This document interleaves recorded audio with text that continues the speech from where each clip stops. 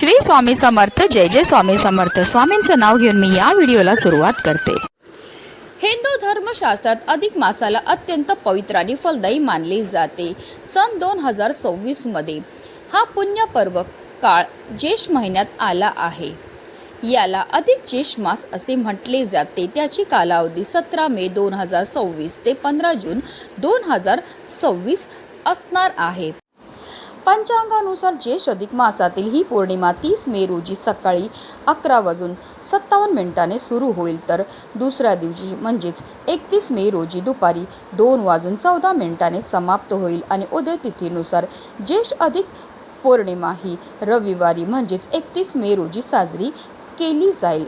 अधिक मासात येत असल्यामुळे या पौर्णिमेला पुरुषोत्तम पौर्णिमा असेही म्हणतात.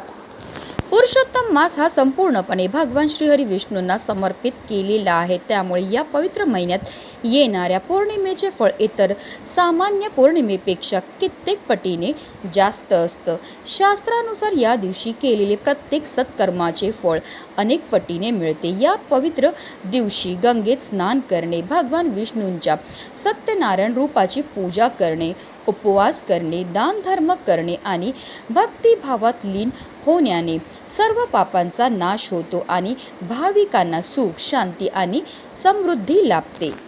पौर्णिमेचा चंद्राशी थेट संबंध आहे आणि चंद्र हा मनाचा कारक मानला जातो. म्हणून या दिवशी उपवास आणि पूजा केल्याने मन शांत होतं आणि सकारात्मकता वाढते. स्कंद पुराण, विष्णू धर्मोत्तर पुराण आणि भविष्य पुराण यासारख्या ग्रंथांमध्ये अधिक मासातील पौर्णिमेच्या महत्त्वाचे सविस्तर वर्णन केले आहे. अधिक मासातील पौर्णिमेला भगवान विष्णूंची पूजा केल्याने अनेक यज्ञ केल्या इतके पुण्य मिळते. या दिवशी मनोभावे केलेले दान, नामस्मरण आणि साधना माणसाला मोक्षाच्या आणि आध्यात्मिक प्रगतीच्या मार्गावर घेऊन जाते. ज्येष्ठ अधिक पौर्णिमेला ठेवल्या जाणाऱ्या उपवासामुळे घरात सुख, समृद्धी आणि सौभाग्य येते. या दिवशी भगवान विष्णू आणि माता लक्ष्मीची पूजा केल्याने घरात धन, धान्य, समृद्धी आणि आनंद टिकून राहतो. ज्या अविवाहित मुली हा उपवास मनापासून करतात त्यांना मनासारखा जीवनसाथी मिळतो, तर अविवाहित मुलांना गुणी आणि सुयोग्य पत्नी लाभते. या दिवशी पांढऱ्या वस्तू जसे की तांदूळ, दूध, दही, साखर आणि पांढरे कपडे दान केल्याने चंद्रदेव प्रसन्न होतात आणि मनाला शांती लाभते. तसेच अधिक मासात 33 मालपुवे दान करणं ही एक विशेष परंपरा आहे. या दिवशी केलेल्या दानामुळे कुटुंबात सुख, समृद्धी नांदते. धार्मिकदृष्ट्या हा दिवस अतिशय शुभ आणि महत्त्वाचा असल्यामुळे या दिवशी काही प्रभावी उपायांनी सेवा देखील केल्या जातात. आणि म्हणूनच अधिक मासाच्या पौर्णिमेला तुम्ही व्रत नाही केलं तरीही चालेल, पण करा. एक नारळाचा अत्यंत प्रभावी उपाय. हा उपाय केल्यामुळे आपल्याला सर्व कामामध्ये यश प्राप्त होणारच आहे. पण आपली कितीही कठीणातील कठीण इच्छा ही पूर्ण होऊन माता लक्ष्मीची कृपा आपल्या घरामध्ये होणार आहे. तिच्या कृपेने आपल्या घराची, आपल्या मुलांची, आपल्या पतीची भरभरून अशी प्रगती होणार आहे. तर हा उपाय आपल्याला कसा करायचा आहे, कोणत्या वेळेत करायचं, त्याबद्दल सविस्तर आणि महत्त्वाची अशी माहिती मी तुम्हाला या व्हिडिओमध्ये देणार आहे. तर व्हिडिओ पूर्ण पहा. आणि जर तुम्ही माझ्या चॅनलवर नवीन असतील तर चॅनलला सबस्क्राईब करा आणि शेजारी बेल आयकॉनसुद्धा प्रेस करा, जेणेकरून तुम्हाला माझ्या नवनवीन व्हिडिओचं नोटिफिकेशन हे मिळत राहील आणि तुम्ही एक पण व्हिडिओ मिस करणार नाही. ज्येष्ठ पौर्णिमेच्या दिवशी आपल्याला सकाळी ब्रह्ममुहूर्तावर उठायचं. अंथरुणामध्येच आपल्याला श्रीहरी विष्णू आणि माता लक्ष्मीचं स्मरण करायचं आहे आणि दिवसाला सुरुवात करायची आहे. शक्य असेल तर या दिवशी पवित्र नद्यांमध्ये स्नान करावे किंवा घरच्या घरी आंघोळीच्या पाण्यामध्ये थोडंसं गंगाजल मिसळून स्नान करावे. स्नान केल्यानंतर आपल्याला स्वच्छ वस्त्र परिधान करायचे. घरातील देवघर स्वच्छ करून घ्यायचं. एक पाटावर किंवा चौरंगावर लाल किंवा पिवळा कपडा पसरून घ्यायचा. त्यावर भगवान विष्णू आणि माता लक्ष्मीची मूर्ती किंवा फोटो ठेवायचा आहे. त्यानंतर त्यांना धूप, दीप, पिवळी फुलं, तुळशीची पाने, फळे आणि मिठाई अर्पण करायची आहे. तुपाचा दिवा लावून भगवान विष्णूंची आरती करायचे. विष्णू सहस्त्रनाम किंवा विष्णू चालीसाचं पठण करायचं आहे. ओम नमो भगवते वासुदेवाय या मंत्राचा जप करायचा. पूजा संपल्यानंतर आपल्याला ऐपतीप्रमाणे गरीब, गरजू, असहाय्य लोकांना तसेच ब्राह्मणांना अन्न, धान्य, वस्त्र आणि दक्षिणा दान करायची आहे. जर शक्य असेल तर आवर्जून पौर्णिमेच्या दिवशी व्रत करा. त्यानंतर आपल्याला व्रतकथेचं पठण किंवा श्रवण करायचं, तरच केलेल्या व्रताचं आपल्याला पूर्ण फळ हे मिळत असतं. या दिवशी चंद्रदेवांची सुद्धा आपल्याला विधीपूर्वक पूजाही करायची आहे. चंद्रदेवांना आपल्याला जल हे अर्पण करून घ्यायचे आहे, त्यांची आरतीही आपल्याला करायची आहे आणि त्यानंतर आपल्याकडून झालेल्या कळत नकळत चुकांची आपल्याला क्षमायाचनाही करून घ्यायची. आता हा उपाय आपल्याला कधी करायचा, तर पौर्णिमेच्या दिवशी संध्याकाळी 6 वाजल्यापासून अगदी तुम्ही रात्री 9 वाजेपर्यंत सुद्धा हा उपाय जो आहे तो करू शकतात. कारण ही वेळ जी आहे ती माता लक्ष्मीच्या आगमनाची वेळ असते आणि त्यावेळेमध्ये जर आपण काही प्रभावी उपाय किंवा सेवा केल्या तर त्यामुळे माता लक्ष्मी आपल्यावर प्रसन्न होते आणि तिचं अखंड आगमन आपल्या घरामध्ये होत असतं. नारळाला श्रीफळ असे म्हटले जाते. असे मानले जाते की भगवान विष्णू जेव्हा पृथ्वीवर अवतरले तेव्हा त्यांनी त्यांच्यासोबत 3 गोष्टी आणल्या होत्या: लक्ष्मी, नारळाचे झाड व कामधेनू. यामुळे नारळाच्या झाडाला कल्पवृक्ष मानले जाते. नारळामध्ये ब्रह्मा, विष्णू आणि महेश तिन्ही देवांचा वास मानला जातो. श्रीफळ महादेवांना परमप्रिय आहे. नारळामध्ये असले 3 डोळे हे त्रिनेत्र स्वरूपात पाहिले जातात. श्रीफळ शुभ, सुख, समृद्धी, सन्मान, उन्नती आणि सौभाग्याचे सूचक आहे. सन्मान करण्यासाठी श्रीफळ आणि शाल दिली जाते. तसेच नारळाला माता लक्ष्मीचे स्वरूप सुद्धा म्हटले जाते. म्हणूनच पूजेच्या कळशावर नारळ ठेवलेले सुख समृद्धी येते असे म्हटले जाते आणि कार्य निर्विघ्नपणे पार पडते.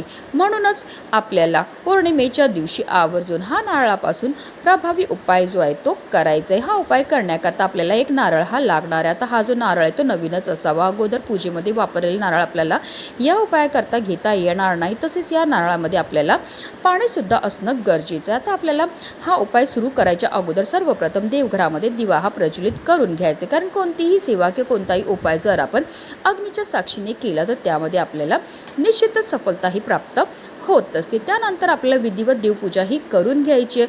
तुळशी मातेच्या इथे सुद्धा आपल्याला दिवा हा प्रज्वलित करून घ्यायचा आहे. त्यानंतर आपल्याला थोडीशी पिवळी मोहरी जी आहे ती आपल्या उजव्या हातामध्ये घ्यायची. आपल्या घरामध्ये जेवढे पण सदस्य असतील त्या प्रत्येक सदस्याच्या डोक्यापासून पायापर्यंत आपल्याला 7 वेळा ही पिवळी मोहरी जी आहे ती उतरवून घ्यायची. त्यानंतर आपल्याला देवघरामध्ये जाऊन उभं राहायचं आहे.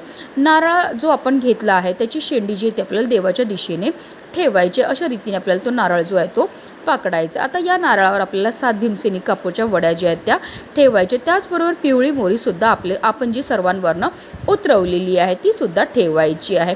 आता देवघरामध्ये प्रज्वलित असलेल्या दिव्याच्या मदतीने आपल्याला या नारळावर असणारा जो कापूर आहे तो प्रज्वलित करून घ्यायचा. कापूर प्रज्वलित झाला की निरंतर आपल्याला श्री स्वामी समर्थ किंवा श्री गुरुदेव दत्त किंवा ओम नमो भगवते वासुदेवाय नमः या मंत्राचा जप हा करायचा. काही वेळाकरता हा नारळ आपल्याला तिथेच ठेवायचा आणि त्यानंतर आपल्याला तो नारळ जो आहे तो तिकडनं घेऊन आपल्या संपूर्ण घरामध्ये फिरवायचं आहे. संपूर्ण घरामधनं फिरवून झालं की मुख्य प्रवेशद्वाराच्या बाहेर जाऊन उभं राहायचं आहे.